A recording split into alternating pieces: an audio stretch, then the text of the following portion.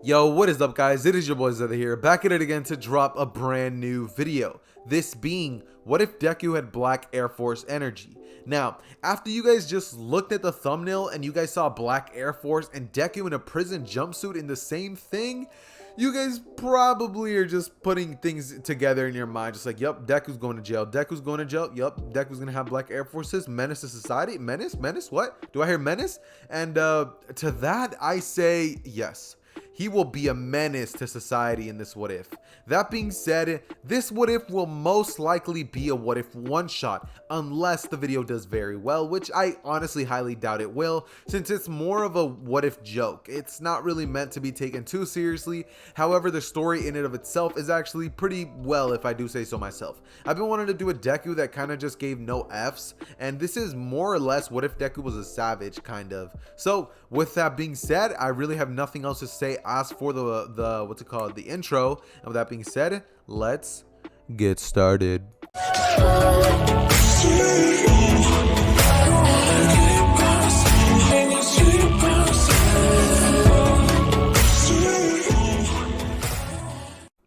Okay, so we start our story off with Deku in the back of the class on the day of the sludge villain incident. See, this is when Deku will basically just be in the back chilling. Deku would basically be leaning back in his chair with his earbuds in, not really giving a F. And by AF, I mean AF, you know, you guys can put that together. Many of you guys can put that together, I hope. But if you can't, you probably shouldn't even be on the video in the first place. That being said, Deku, as I said, would basically just be on some I don't care attitude, and Deku would just be leaning back in his chair at the back of the class. It's at this point that the teacher would basically walk into the classroom, examine the area, see Deku in the back, and just be like, well, the usual. As he would basically walk inside, he would set his stuff down and tell everybody to quiet down.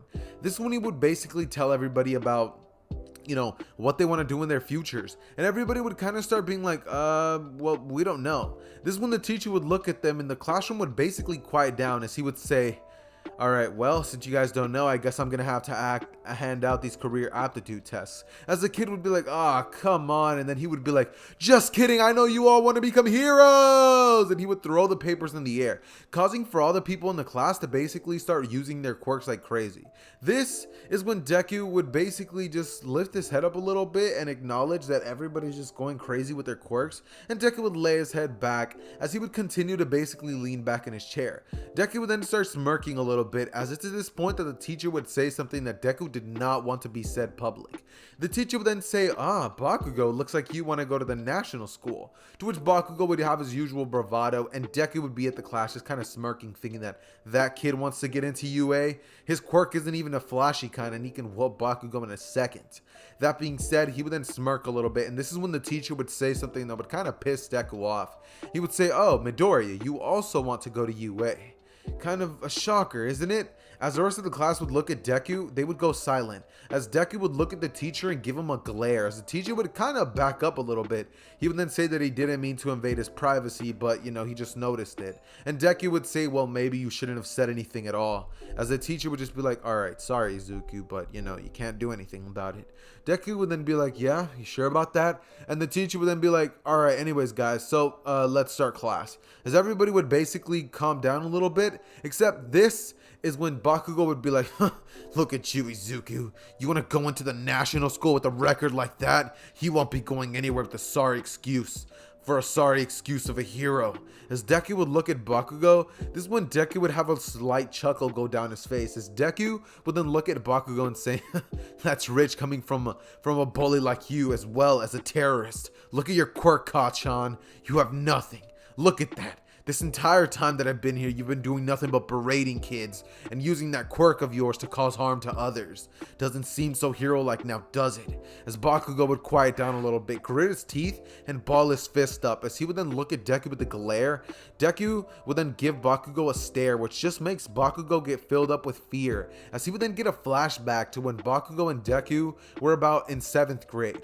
This is when Bakugo would basically remember, as his life was pretty much a living paradise up until 7th grade. Bakugo had literally everybody telling him he was going to be the greatest, he was going to be this, he was going to be that. Everybody would always just kind of act like Bakugo was all this and all that, but in reality, Bakugo's kind of just extremely stuck up, and that's really the reality of the situation. That being said, Deku would basically walk in one day when they're in 7th grade. Bakugo would be in the back of the class smiling, talking to a bunch of friends, and Deku would just walk in as Bakugo just like, looks like we got some fresh meat. As he would basically look at Deku's direction, Deku would glare at Bakugo on this day, and Bakugo would glare at him, as Deku would sit down and Bakugo would immediately try to bully Deku. But it just wouldn't go well, because when Bakugo tries to, this version of Deku had a rough childhood. Deku in this version of events grew up with a huge attitude problem and ignorance. Deku has incredibly high anger problems due to the nature of his quirk, which is enhanced ignorance. I don't know if you guys watch RDC World 1, but you know, it's something like that. That being said, Deku would basically just get a little angry as Bakugo would start talking smack to Deku. Deku basically was standing up as Bakugo was on his desk and he was just talking smack to Deku. Deku proceeded to grab Bakugo's head and slam him into the desk, just leaving him a permanent scar on Bakugo's forehead, which he would rub, and then Bakugo would just kind of end the flashback. As it's at this point that you guys are probably like, yo, so did Deku grow up in the same neighborhood? And to put that bluntly, Deku did not come from his usual roots. In this version, Deku grew up in a bad neighborhood, and his father wasn't around. In this version, Hisashi's nothing but a deadbeat, and so Deku grew up in the Hosu City, a horrible part of town to be said, and Deku basically grew up with horrible tendencies stuck with him. His mother and father lived inside of some gang affiliation life, and therefore Deku was kind of always around the wrong crowd, forcing Deku to not only have a quirk, which kind of just already makes Deku have a bad start, but Deku just lives in a bad area. It doesn't really help with what his quirk basically does. That being said, this is when Deku would grow up basically more tough than he is in the original canon of events, and this would basically lead to Deku not having that same kind-hearted nature that he has in the original. That being said, Deku would still of course want to become a hero, however, it wouldn't be for the same reasons as our original Deku. He would have wanted to become a hero because he wants money. He simply just wants to make enough bread to get his family and himself out of the gutters, and Deku just kind of lives like that. That being said, class would end and Bakugo would just be getting his stuff. As he's talking to his friends, this is when Deku would stand up and shove Bakugo with his shoulders. He would walk out of the classroom, and this is when Bakugo would just give Deku a stare, to which Deku would look back and say, "You gonna do something about it? Do it now." As Deku would have his back turned to Bakugo, he would then chuckle and say, "That's what I thought. That's what I thought, pussy." As Bakugo would look at Deku, he would then be like, "Ugh," and this is when Deku would walk away. It's at this point that Deku would basically begin to walk home. However, at this point in time, Deku would basically decide to take a little bit of a shortcut. This would lead to the sludge villain stuff happening and Deku basically getting caught off guard by the sludge villain. However, in this version of events, instead of Deku feeling fear and an overwhelming sense of death, Deku instead would feel overwhelmed with a feeling of rage, which would explode in a black energy which would go out in every direction. And Deku would release so much energy, kinetic energy that is, that the sludge villain would basically splatter. In case you guys are wondering, Deku's quirk basically allows him to convert anger and energy around him into power. He enhances all of his stats multiple times, and Deku also has the ability to release it once it accumulates too much. This was 15 years of accumulation, so Deku has a whole lot of it. And after he splattered the sludge villain everywhere, he kind of just tightened his backpack up again by the straps, got his water bottle out, drank some water, seeing as that kind of took a little bit out of him, and began to walk home. This is when about 20 seconds would go by and Deku would have turned the corner by now. As All Might would not see the sludge villain, he would continue to go back into the sewer, and the sludge villain would actually end up getting away in this version, seeing as All Might didn't see any trace of the sludge villain. That being said, this is when Deku would begin the 10 months of training, where we are now going to be picking off on a new little tiny story arc. This is when about 1 month into the 10-month training arc, Deku would have been at the mall, as it's on this particular day that Inko would have gave him a little bit of extra cash to buy himself a new pair of sneakers. Deku would have gone to his local Foot Locker, and of course, he would have ended up picking himself up a new pair of Air Forces. These aren't his usual white ones. This time, Deku decided that he was going to do a little something a little different. He ended up buying some black Air Forces, and as soon as Deku just put his hands on them, he could feel an overwhelming sense of confidence after he felt them on his feet. This would lead to Deku buying them, and of course, he would feel some sort of dark energy resonating within him, as Deku would slowly start to have his muscles augmented, as his physique would go up by 2 times. And Deku at this point has a very buff ripped. He has a very buff physique. He has a sort of physique like, think Bakugo, except more muscle mass and height. So that's basically what Deku is pretty much built like. He's kind of built like an NBA player, not exactly Mirio, but like one of those like kind of lanky-ish but buff ones. That's kind of what Deku's built like. And Deku's at about 6'1" in terms of height, so he's pretty damn tall.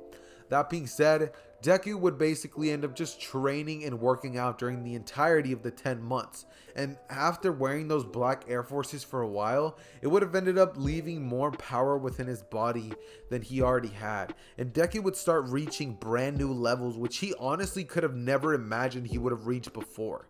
Deku's aura would have like a sort of black aura whenever he wears the shoes. And it seems as if there's some sort of support item to him, seeing as, well, they kind of augment his stats. So I mean, what else are you going to call them other than a support item, which is quite literally what they are. That being said, Deku would basically spend the next 10 months and just kind of be chilling. This is when Deku would basically finally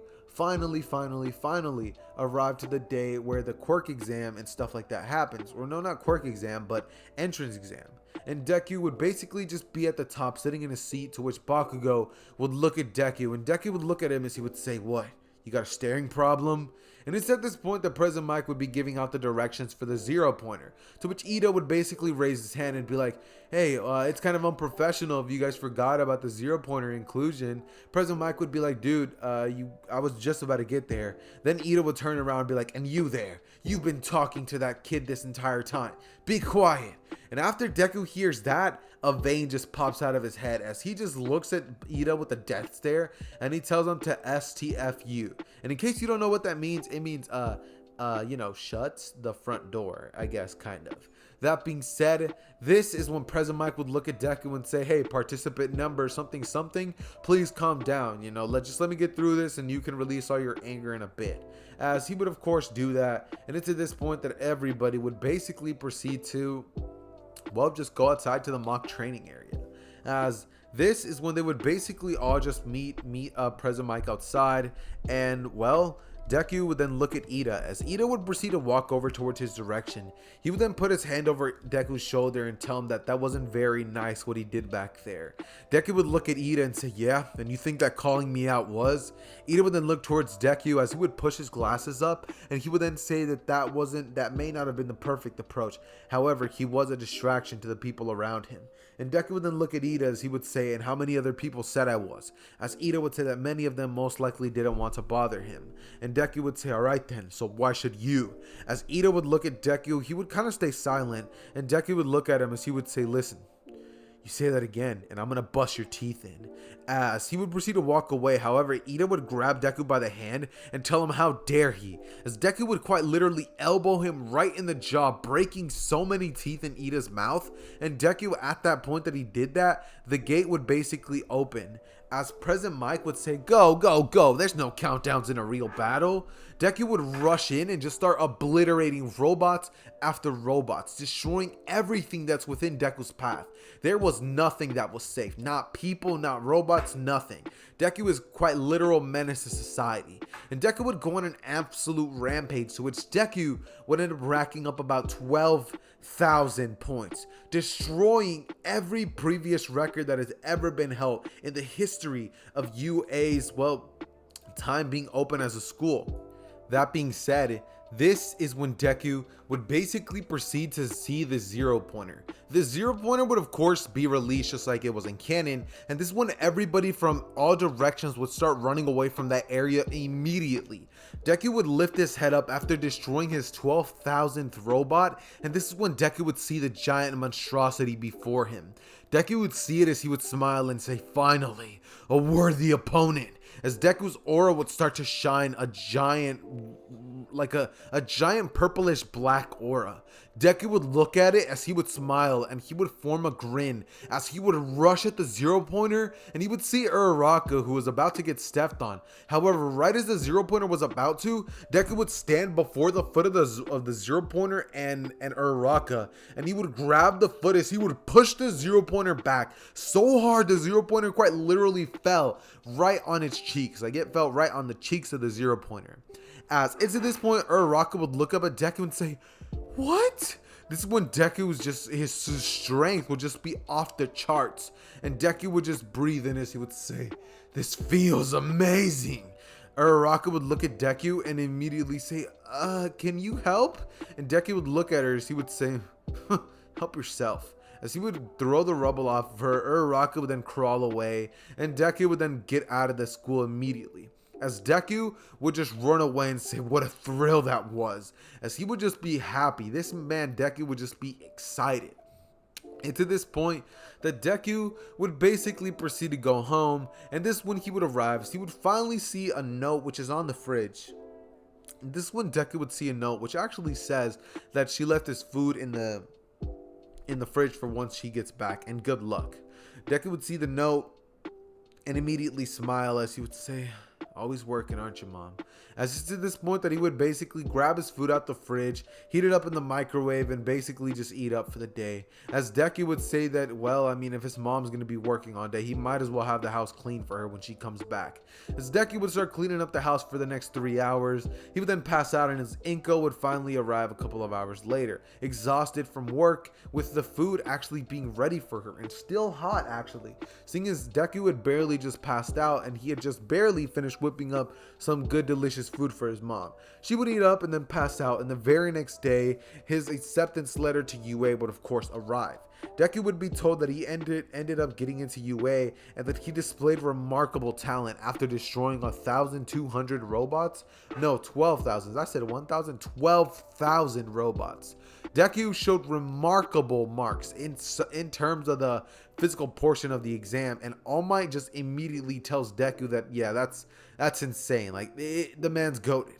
That being said, this is when Deku would basically decide that, well, he might as well go and, well, just kind of start working out. Deku would start working out when he would realize that he kind of is short on some essentials such as underwear and socks, some shorts and shirts, and Deku would decide that he's going to go out to the mall for a little bit of shopping. Deku at this point would go from store to store, and he would get his essentials. As it's at this point that Deku would finally be done with his shopping, he would be a little hungry, so he would decide to go to the food court, and he would actually end up just buying himself a little Subway or something like that, right? This is when there's a big group of kids, about 20 plus. Deku would be sitting down just eating his food, watching a YouTube video. He'd be watching Zether's new video as he's just like, huh? Zether posted, "What if Deku had the Speed Force? Check it out, link in the description." What? That's crazy. And Deku would just basically be like, "Wow, that's my favorite YouTuber." Like, that's crazy. Deku would then basically look at his phone as he would just start scrolling through the comments and see that there's a little pinned comment that says taking attendance. He would report his attendance and say that this man is just great, and that, you know, Zether's amazing. You know, he's handsome, he's cute, you know, he brings you guys the best content on YouTube.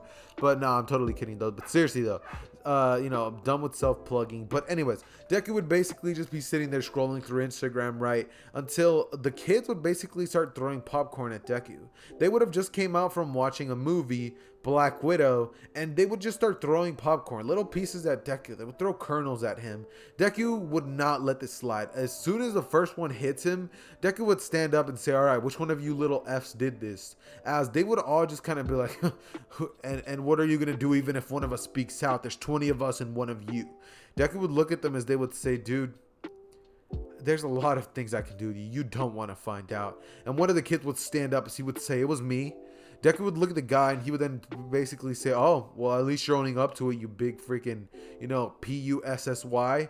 The kid would look at him and just be like, yeah, what are you going to do about it? As Deku would look at him and say, oh, you want to know what I'm going to do about it? Deku would start growing in size and mass immediately, as Deku's eyes would turn a sort of pinkish, purplish aura with black in it, and Deku would then blitz the kid as he would punch him square in the jaw, breaking it completely, as the other kids would then stand up and all of them would power up their quirks. As they would start rushing at Deku, Deku would basically modder a 4th Shinobi Alliance their asses, and he would put them on the ground before they even realized what hit them. That being said, this is when Deku would basically get into a pretty giant mall fight, and a bunch of other people would then start fighting as well, as this is when a pro hero would come by. This hero being All Might, who was just so happened to be passing by the neighborhood. That being said, this is when Deku would basically get caught off guard by All Might, who comes up from behind him and punches him at the back of the head. As Deku would get knocked out, Deku would wake up, as he would actually wake up in an office. Deku would try to move, however he was restrained, and this is when a chair would turn around in front of him. This person being Nezu. This one Deku would say, who the hell are you? As Nezu would look at him and say, Midoriya. Been meaning to have you wake up for quite some time now. As he would say, would you like some tea? Deku would look at Nezu as he would say, no, I don't want some tea. I want you to get me out of here. As Nezu would just look at him and be like, I'm afraid I can't do that. This is when he would begin to explain to Deku that under normal circumstances, he would immediately be thrown in jail. However, he destroyed 12,000 robots in the robot portion of the exam, and there is no way they're just going to let some talent like that rot in jail for the rest of his life. So this is when Nezu would look at Deku and say, all right, look, here's the deal. You need to be into school. Because if somebody doesn't put you down the right path, you might end up going astray and becoming a villain or something like that. And we cannot have that as a hero school. So we will be helping revoke the charges that were put against you by the families of the kids. And we will be, of course, accommodating your family with financial aid if you agree to join. As Deku would hear that financial aid, he would then say, wait, so you'd be willing to help my family if I join your school and you're going to clear my charges? He would say, seems to me like this is a pretty clear-cut decision. He would look at Nezu and say, when do I start? As Nezu would say, this Monday. Deku would look at him and be like, I'll be there then. As to this point, the Deku would basically walk out of the building, and All Might would kind of give Deku a little bit of a glare. As after Deku walks out the door, All Might would talk to Principal Nezu and ask him if that was the wisest of decisions. To which Nezu would explain to Deku that it definitely is. That if it hadn't have been for the fact that Deku was caught off guard by that punch of his, and he didn't go all out on it, he may have lost that battle. And All Might would kind of shake at the thought of that. Just some kid by the age of 15 being able to obliterate him that easily, there's no way. Or at least All Might would be thinking that there's no way. That being said, this is when Deku would begin to train even harder than he ever would before, and Deku would start basically getting stronger and stronger.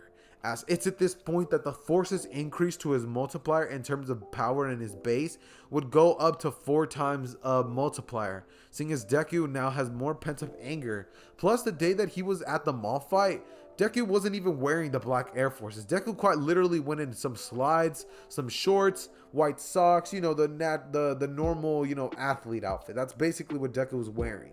And yeah, that being said, this is when basically the first day of UA would happen. As everybody would be in class, Aizawa would tell them all that, it took them too long to quiet down. Bakugo would notice Deku and get pretty angry by that. And it's at this point that Deku would basically proceed to look at Bakugo, as Bakugo would kind of just look away from Deku, seeing as he can't really look Deku in the eye. Every time that he does, he kind of just feels weak in a sense. And Deku would kind of have a little bit of a alpha mentality, I guess you could say, That being said, this is when Bakugo would basically walk up to Deku as he would say, so, how are you planning to become a hero, Deku, with that little attitude of yours? Deku would listen to those words come out of Bakugo's mouth, as he would quite literally punch Bakugo square in the face. Right as Aizawa saw, Aizawa would have barely been able to turn off Deku's quirk before he could have done even more damage. However, that punch would have stung just as bad as it did from the first time he ever remembered it. And Bakugo would hold his jaws, he's just like, ugh. As it's at this point that Deku would basically look at him and be like, Looks like somebody needs to teach you a lesson. And it's at this point that Aizawa would look at Deku with those eyes. As Deku would look at Aizawa, he would immediately get heated, as he's just like, you erased my quirk, didn't you? Aizawa would then look at you and say one more of those outbursts, and before he could even finish that sentence, Deku would rush at Aizawa. As Aizawa would shoot the scarf right at Deku, Deku would grab it with one hand. As he would yank Aizawa towards his direction, Deku would then grab Aizawa by the throat, to which Aizawa would kick Deku's knee in, as he would bash it in, and Deku's knee would then fall to the ground, as Deku would be on one knee and Aizawa would then kick him away. It's at this point that Deku would get angrier and angrier, as Deku's leg would revert back to how it was. It would bend out of its weird discontorted dimensions, and it would then go back to a normal knee, as Deku would basically look up at Aizawa and say, you probably shouldn't have done that. As it's at this point that his aura would start to feel heavy, and everybody would see as Deku just loses his self. He rushes at Aizawa and just begins to beat on the man relentlessly, completely relentlessly. This is when the heroes would basically start coming out, as they would see a bloodied and battered Aizawa on the ground. He looked like the man looked like he needed saving, because I mean, Deku was just a straight menace at this current point, and he was not about to stop for any reason or anything at all. Matter of fact, Deku was on a different energy on this particular day. And with that being said, this is when more and more heroes would finally begin to basically arrive. This one, All Might would finally arrive on the scene, and it's at this point that Deku and All Might would finally get their rematch. As it's at this point that I'm 24 minutes and 39 seconds in. However, if you want to see how this fight plays out, you can basically watch the gameplay, which I will have in the background at this part. I'm going to be playing some One's Justice in the background, so in case you guys want to see how the All Might versus Deku fight goes down, definitely watch the gameplay, as it's kind of going to be a little bit of a visual representation. That being said, Deku would pretty much whoop All Might, and it gets to the point where Deku is just doing All Might just way too dirty. He is whooping this man beyond anything that All Might ever thought he would ever get whooped. I mean, All Might was getting punched and thrown around like he was some sort of ragdoll. And All Might, being the big chunky dude that he is 1000% not used to getting thrown around in the way that he is. At this rate, Deku's aura would get even more and more powerful, and people would finally begin to feel terror as they would look at Deku. More pro heroes would get called, and this is when Midnight would take off most of her clothes, as the pheromones from her body would begin to slowly calm Deku down as a sort of sedative, as more pros would begin arriving, such as Endeavor, Best Genius, Hawks, Gang Orca, and all of the top pro heroes in the world would basically start arriving at UA, as the battle would rage on for hours on end. I would say 5 or 6, with Deku not stopping at all, and the toxin of Midnight would finally start to kick in, as Deku would feel those effects and he would drop down to the ground, as it's at this point that Deku would get apprehended and put into prison. Deku would get placed into a jumpsuit, and he would then go into a cell, in which he would see a man which actually seems pretty giant. The man would then look at Deku and say, "What are you in here for?" Deku would explain his charges and how he fought against All Might himself, and the man would then look at him and say, "You don't look so tough without your quirk, kid. So if you want to survive in here, you just gotta make sure you stay out of my way." Deku would look at the man, give him a sort of a side stare, as he would turn his head to the side and just be like, "Who are you talking to like that, boy?" Deku would look at him as he would punch him straight in the gut, literally poking a hole straight through the man's entire abdominal area. And this is when Deku would see a black mist begin to appear before him, as this is where I'm going to be leaving off this part for this sort of little what if Deku had black Air Force energy. That being said, if you guys want to see the next part and what's going to basically happen after this, you guys are going to be having to smash up a giant amount of likes. If you guys want the next part to the series, which honestly I don't know if I will end up doing even if you get this, but the like goal will be 2,000 likes. If you guys smash 2,000 likes, I will be dropping a part 2 to this series. However, I do understand that that is a gigantic goal to set for you guys, and many of you guys are probably pretty intimidated by that as it stands. So with that being said, if you guys enjoyed the video, make sure you go down below, leave a comment down below of what you thought of the video. Let me know what I could improve upon on in my storytelling. Let me know if you like the thumbnail, you know, share the video with a friend, tell a friend to tell another friend. And with that being said, I love each and every single one of you guys. Make sure you guys check out the links in the description, seeing as, you know, I have a bunch of important things out there, such as my Discord server. With that being said, I love each and every single one of you guys, and I am out. Peace.